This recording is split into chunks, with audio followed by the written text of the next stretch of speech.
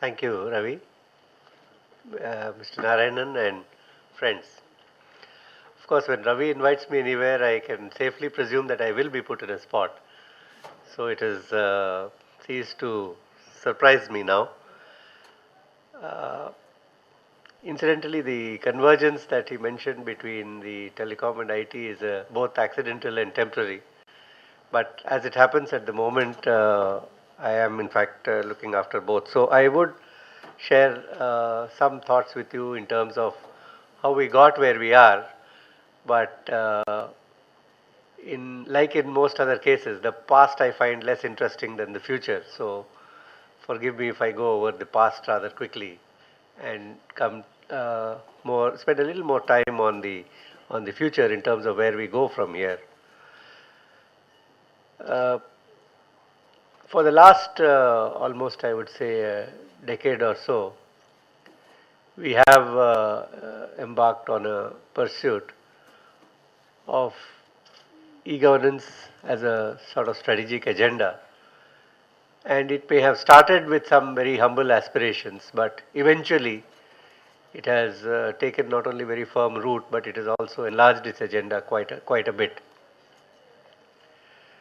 When it started off, it mainly started off with the government asking the question that, there is something called e-governance and different states seem to be doing different things in terms of dabbling with the use of IT, and there are different things being done in the government of India. And some of these seem to be quite interesting and impactful, and many of them seem to wither away after the initial excitement. But what is absent is a kind of game plan. Where is all this really meant to lead to, and what is the vision of an end state in terms of the whole e-governance agenda for government as a whole?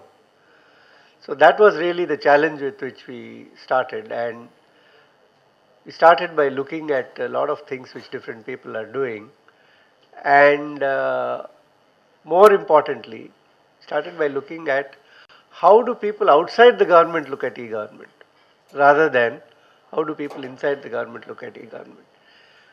And then it became very quickly obvious that people outside weren't very impressed at all, and they had every reason not to be impressed, because people inside the government got impressed with very different kinds of things, lots of computers or network or data and so on.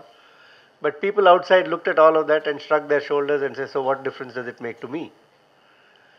And therefore, then, slowly the idea kind of evolved that ultimately the purpose of e-government is to make a difference to people who are outside the government in terms of what they can get from it and how they get it. And then slowly it converged onto the idea of ultimately looking at the citizen centricity and making services available to the citizens. And initially, again, it was for fairly mundane kinds of things like, you know, land record certificates or some driving licenses or caste certificates or simple transactional things like payment of utility bills and so on. And that was all right. And, in some cases, especially in those kinds of services where the volumes were very high and people at the cutting edge actually felt the pressure of work, but without being very happy to part with it. So things like utility bill payments and all that were fairly easy wherever there was some interest in getting it done. But very quickly, actually, it started becoming obvious that there was a lot more to this whole e-government game, and that in fact it could become a large part of the whole governance agenda, in particular the developmental agenda. How can we do the kind of things which the government wants to do in terms of development, in terms of education, in terms of health, in terms of welfare benefits, and so on? And how do we ensure that through use of technology these things can actually be done better? Because for right from the time of independence, the effort has been to pursue that developmental agenda, and all of us know that it has been very mixed results. So then one got into the complexities that in each domain is a world by itself. If you take medical, then there's a whole system of delivery. There are doctors, there are hospitals, there are nurses, there are health workers. And it turns out that this is not about IT anymore at all. IT is only a small part of this whole ecosystem, and it has to actually then be assimilated and imbibed. And a lot of time really went into understanding really these dynamics and understanding really uh, where exactly IT fits into this whole business. And I think the humbling realization was that really it's not all that great as that we think it is. But yes, it can play a very important role, but that role cannot be actually driven from outside. So unless there are some leaders within that domain who are completely able to rethink that whole sector in terms of how it functions, the transformation is slow, patchy, and quite often reversible. We've seen this in the case of education, for example, where uh, if it is not done in the proper way and you don't leave enough room for assimilation, then teachers in schools, for example, they actually start seeing this in a very negative light. And many people who believe, for example, that the teacher's role is very important and the face to face contact is very important, and you cannot really substitute e methods to reach high quality education, need a lot of convincing.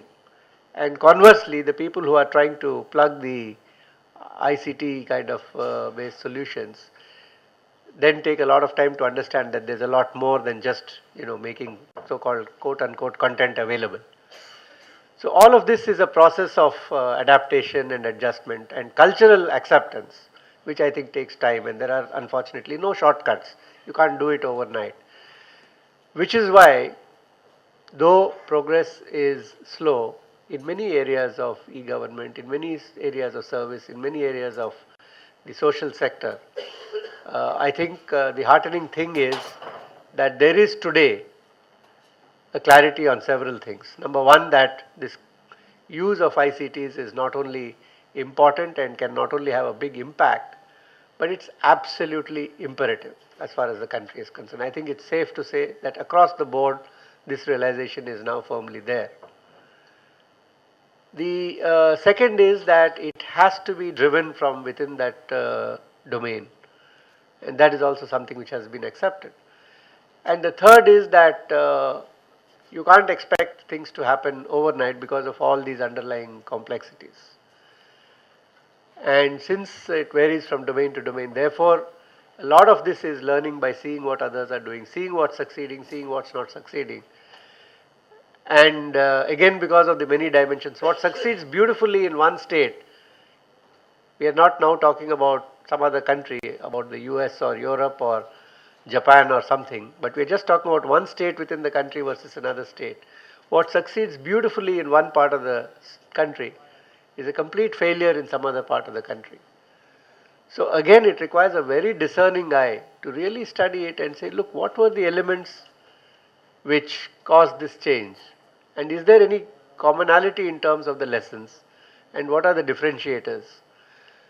The point I'm making in all of this is that, therefore, the need is really to spend a lot of time in looking at implementations, in being able to exchange experiences.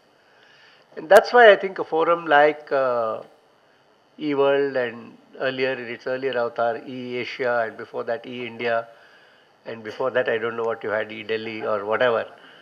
So I think I have seen Ravi, and under of course the very wise guidance of Mr. Narayanan, grow from Ranji Trophy players to eventually playing in the World Cup, which is where now they seem to have reached. And I think that's a very heartening thing.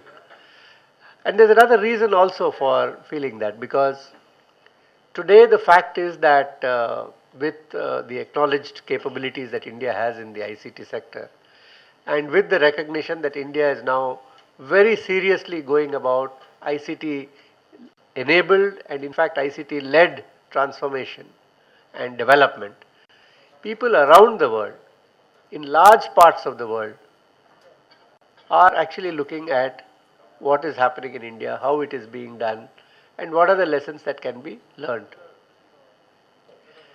And so also us. It's not that we are, the only guys who are trying to do something. There are other people who have done things and done things very successfully. If you take, for example, the examples of Kenya and the mobile money which they had, M-Pesa, uh, which showed that the mobile phone itself can be a very powerful instrument. It can substitute for credit card. It can be your wallet. We know that we have, for example, the UID, which enables the identity to be established not only online through biometrics, but also on over the mobile. So imagine a situation where everybody in the country has a mobile, which is also his identity and which is also his mobile wallet, and which is his conduit to all information and all services. And when you have 1 billion people like that, and in addition to that, it's not essential that the person has to be literate to be able to avail of many of these services, because it's available through voice, it's available through other visuals. So then you begin to realize that it is something which is absolutely mind-boggling in terms of its possibilities. So on one side, I think there is a realization that the content and the development and the services will take a little time. But after having explored this for some time, I think we also found that there are other limitations. Even if for a moment you were able to get everything right, when you go down to the villages and to the interior areas of the country, which is what is necessary, then you come across some very fundamental and basic problems. For example, the availability of power, the availability of connectivity, and even just normal connectivity, not even broadband. So I was quite happy in a sense when in telecom, one of the priorities that I found is actually to extend broadband to every part of the country, wireless and wireline.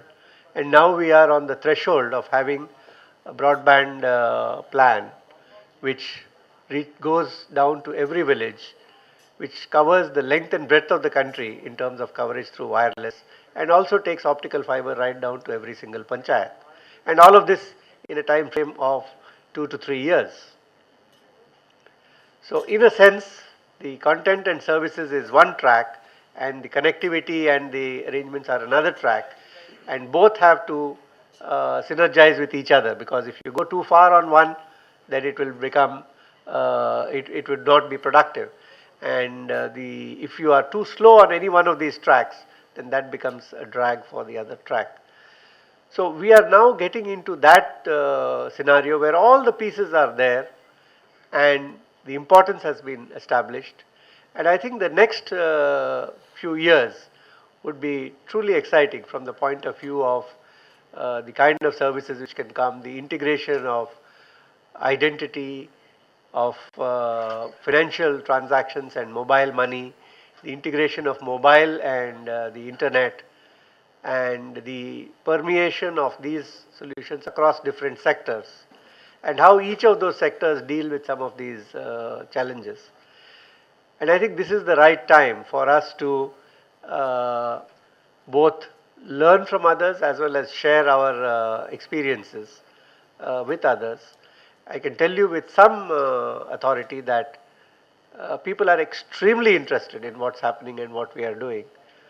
And I therefore would feel that the timing is right for the eWorld forum. I think you have paced yourself well, and in a sense, like the cricket team, you have peaked also at the right moment. It's a right moment in our transition, and I think we should not make the mistake of waiting till we have done everything perfectly and have reached some kind of a final stage before we start going out. We should be confident enough of saying, well, we are not there, We haven't got there, but we know the pieces, we know the direction, and we are doing it. We are willing to share, and we are willing to look at what others are doing. So, all the best, and I'm sure that this event will be a great event for everybody who participates in it. And thank you for calling me here.